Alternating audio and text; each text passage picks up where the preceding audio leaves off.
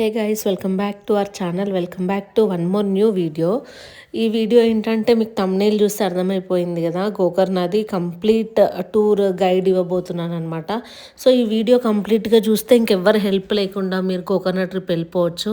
Like ఏ travel ఏజెన్సీతో కానీ ఎవరితో మాట్లాడుకోవాల్సిన అవసరం లేదనమాట. సో గోకర్ణ మేము ఇది 3 days ట్రిప్ అనమాట.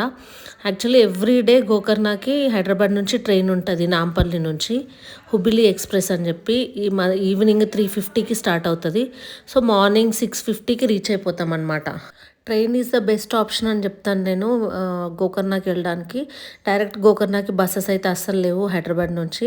సో ట్రైన్లో హుబ్లీకి మార్నింగ్ 7 o'clock వరకు రీచ్ అయిపోతాము. 6 or 7 కొంచెం డిలే అయినా కూడా. అక్కడికి రీచ్ అయ్యాక అక్కడ నుంచి అంకోలాకి వెళ్ళాలన్నమాట. సో అంకోలా ఒక 150 kilometers ఉంటుంది. డైరెక్ట్ గోకర్ణకు కూడా బస్సెస్ ఉంటాయి కానీ చాలా తక్కువ అనమాట. అంకోలాకి వెళ్తే అంకోలా నుంచి గోకర్ణకి ఇంకా చాలా ఎక్కువ బస్సెస్ ఉంటాయి అన్నమాట. అంకోలా టు గోకర్ణ మళ్ళీ ఒక 15 to 20 kilometers, అదొక 1 hour జర్నీ వేసుకోండి, ఎందుకంటే రోడ్ అంతా బాగుండదు కాబట్టి. సో మీరు హుబ్లీలో దిగిన తర్వాత మెంటల్గా ప్రిపేర్ అయిపోవాలి. 3 to 4 hours జర్నీ ఉంటుంది గోకర్ణకి వెళ్ళాలి అని అంటే. సో ఆల్మోస్ట్ 11 o'clock కల్లా గోకర్ణ రీచ్ అయిపోతాం. రీచ్ అవ్వగానే ఫస్ట్ చేయాల్సిన పని బైక్ రెంట్కి తీసుకోవాలన్నమాట. ఎందుకంటే ఎక్కడికి వెళ్ళాలన్నా కూడా బైక్ ఖచ్చితంగా ఉండాల్సిందే. అక్కడ ఆటోస్ అవన్నీ ఎక్స్పెన్సివ్ అయిపోతాయి. ఇంకా స్కూటీ ఆర్ బైక్ రెంట్ తీసుకుంటే బడ్జెట్లో అయిపోతుంది. సో నాకైతే అప్రజిత బైక్ రెంటల్స్ అనేది కొంచెం బెటర్ అనిపించింది. బికాజ్ అది బస్ స్టాప్కి ఎగ్జాక్ట్ ఆపోజిట్లోనే ఉంది. మీరు దిగిన వెంటనే దాన్ని తీసేసుకోవచ్చు. మళ్ళీ వచ్చేటప్పుడు కూడా విత్ లగేజ్ వచ్చి ఇచ్చేసి డైరెక్ట్ బస్ ఎక్కేయచ్చు అనమాట. సో మేము డైరెక్ట్ అది తీసుకొని ఇంకా మా స్టేకి వెళ్ళి ఫ్రెష్ అప్ అయిపోయాము. ఫ్రెష్ అప్ అయిపోగానే టెంపుల్ ఉంటుంది అనమాట గోకర్ణలో. ఇది ఆఫ్టర్నూన్ 3 o'clock లోపే వెళ్ళాలి, 3 వరకు క్లోజ్ అయిపోతుంది. సో టెంపుల్కి వెళ్ళి దర్శనం చేసుకున్నాం ఫస్ట్. ఆ దర్శనం అయిపోగానే మళ్ళీ మేము రూమ్కి వచ్చి ఇంకా ఫ్రెష్ అప్ అయ్యాము. ఎందుకంటే సేమ్ డే మళ్ళీ మేము రుద్రేశ్వర వెళ్దాం అనుకున్నాం అనమాట. సో ఫస్ట్ డే గోకర్ణలో టెంపుల్ దర్శనము, మళ్ళీ రుద్రేశ్వర పెట్టుకుంటే ఒకే రోజు టెంపుల్స్ అయిపోతాయి అన్నమాట. సో రుద్రేశ్వర్కి 80 kilometers ఉంటుంది గోకర్ణ నుంచి. మేము స్కూటీలోనే వెళ్ళాము రుద్రేశ్వర్కి. సో యాక్చువల్లీ ఏంటంటే మధ్యలో హ్యానోవర్ అని కూడా ఉంటుంది, అది మేము మిస్ చేసాము. మీరు మాత్రం ఖచ్చితంగా వెళ్ళండి అక్కడికి, మిస్ చేయొద్దు. బ్యాక్ వాటర్స్ ఉంటాయన్నమాట. సో చాలా బాగుంటుందంట లొకేషన్. కానీ మేము గూగుల్లో చూసామన్నమాట, రుద్రేశ్వర్ టెంపుల్ మేము వెళ్ళే రోజు కొంచెం తొందరగా క్లోజింగ్ ఉంది because of some XYZ reasons. So అందుకే మేము మధ్యలో స్కిప్ చేసి వెళ్ళాల్సి వచ్చింది. సో మీరు వెళ్ళేటప్పుడు దారిలో ఒక 1.5 hour టైం అది పెట్టుకోవచ్చు, ఎందుకంటే ఎక్స్ట్రా ట్రావెల్ ఏం అవసరం లేదు, దారిలోనే ఉంది. సో అది కవర్ చేసుకొని రుద్రేశ్వర్ టెంపుల్కి వెళ్ళండి.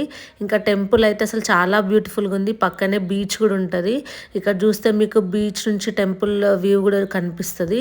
సో అక్కడనే దీని పక్కన శివుడు ఉంటాడనమాట. శివుడి దగ్గరికి వెళ్ళడానికి ఇది వాక్ వే అనమాట. కొంచెం పైనకి వెళ్ళాలి, వాక్ చేసి అక్కడ దర్శనం చేసుకోవాలి. కింద టెంపుల్, పైన శివుడు స్టాచ్యూ ఉంటుంది.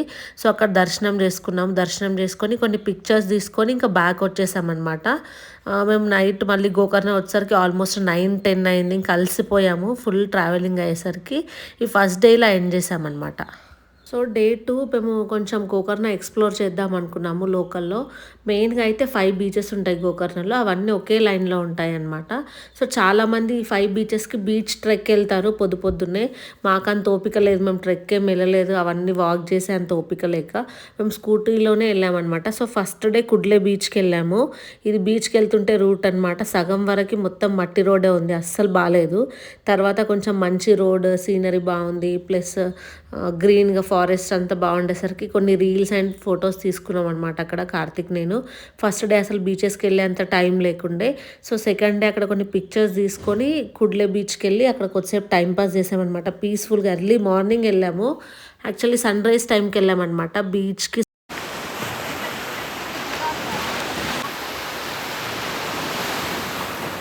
చాలా తక్కువ జనాలు ఉన్నారు బీచ్లో. ఏదో మేము ప్రైవేట్ బీచ్కి మేము ఇద్దరమే వెళ్ళినట్టు అనిపించింది అనమాట. సో తర్వాత ఇంకా రూమ్కి వెళ్ళి ఫ్రెష్ అప్ అయిపోయాము. ఎందుకంటే సెకండ్ డే మేము విభూతి ఫాల్స్, యానా కేవ్స్ వెళ్దామని అనుకున్నాము. అండ్ నైట్ మాకు క్రూజ్ కూడా ఉందన్నమాట సెకండ్ డే. నైట్ అంటే ఈవినింగ్ సన్సెట్కి బుక్ చేసుకున్నాము.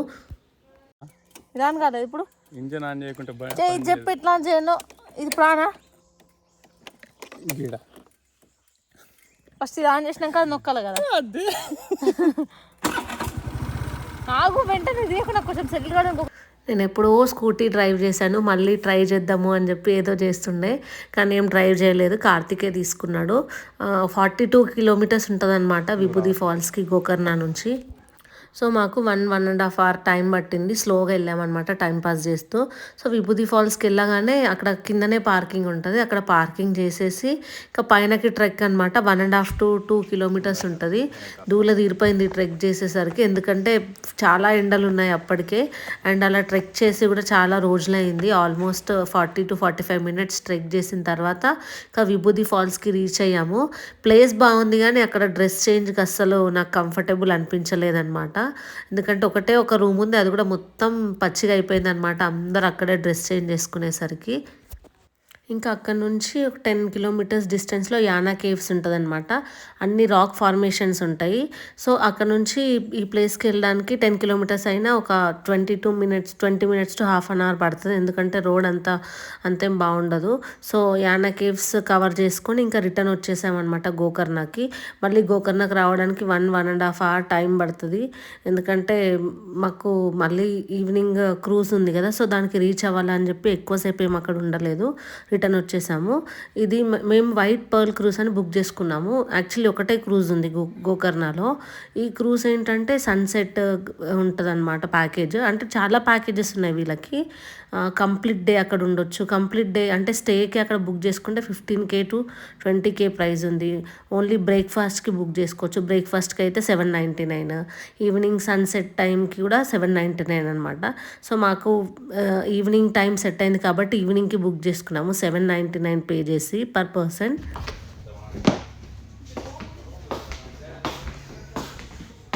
నాకు యాక్చువల్లీ మొత్తం గోకర్ణ ట్రిప్లో ఈ క్రూజ్ పార్ట్ నచ్చిందనమాట. లైక్ ఎందుకో నాకు ఆ వైబ్ నచ్చింది. సో మీరు మాత్రం ఖచ్చితంగా వెళ్ళండి క్రూజ్కి, ఒకరోజు టైం తీసుకొని. మేబీ సెకండ్ డేనే సెట్ అవుతుంది దానికి. సో వెళ్ళగానే అక్కడ వెల్కమ్ డ్రింక్స్ ఇంకా స్నాక్స్ ఇచ్చారు.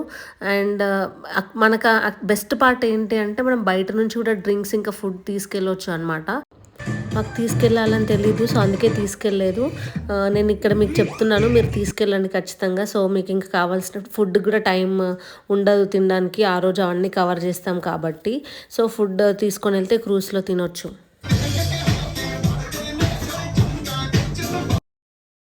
సో అలా క్రూజ్లో చాలాసేపే ఎంజాయ్ చేసాము ఆ రోజు. ఇంకా నైట్ మళ్ళీ రూమ్కి వచ్చి పడుకున్నాము. అండ్ ఇది నెక్స్ట్ డే 3 అనమాట. డే 3 మార్నింగ్ సేమ్ అలానే ఈరోజు మొత్తం గోకర్ణలోనే అనమాట. సో డైరెక్ట్ బీచ్కి వెళ్ళాము. ఒక 2 బీచెస్ కవర్ చేసాము సెకండ్ అండ్ థర్డ్ డే.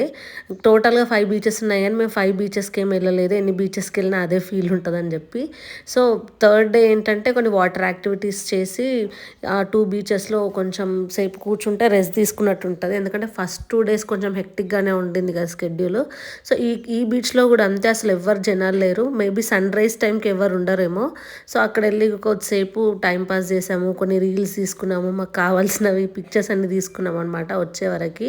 పాపం కార్తిక్ కూడా నాకు చాలానే సపోర్ట్ చేశాడు, నేను అడిగిన రీల్స్ అన్నీ చేశాడు. అండ్ వాటర్ యాక్టివిటీస్ అన్నీ ఓమ్ బీచ్లో ఉంటాయి.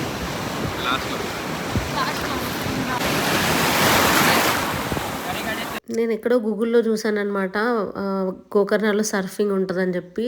డే 1 నుంచి అదే సర్చ్ చేస్తుంటే సర్ఫింగ్ ఎక్కడ ఉంటుందని. ఎందుకో నాకు అది చెయ్యాలని ఎప్పటి నుంచో ఉండేదన్నమాట కోరిక, కానీ అసలు ఎంత ట్రై చేసినా కూడా అది రాలేదు. బికాజ్ దానికి ప్రాక్టీస్ ఉండాలి. చాలామంది అసలు స్కూల్కి వెళ్తారనమాట డైలీ క్లాసెస్ తీసుకొని, అప్పుడు కానీ అది రాదు. చాలాసేపు ట్రై చేసి ఇంకా బోటింగ్కి కూర్చున్నాను దానిపైన.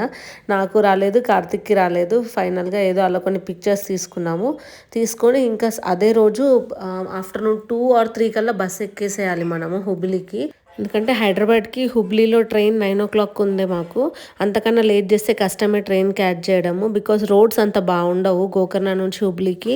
మనం ఎక్స్పెక్ట్ చేసిన దానికన్నా ఎక్కువ టైమే పడుతుంది. సో మేము వచ్చిన తర్వాత ఒక 1-2 hours టైం ఉండింది. సో రైల్వే స్టేషన్లో బ్యాగ్స్ అన్ని పెట్టేసి డిన్నర్కి వచ్చామన్నమాట. ఇక్కడ డిన్నర్ చేసేసి ఇంకా రైల్వే స్టేషన్కి వెళ్ళిపోయాము. ఇదే అనమాట ట్రైన్ డీటెయిల్స్.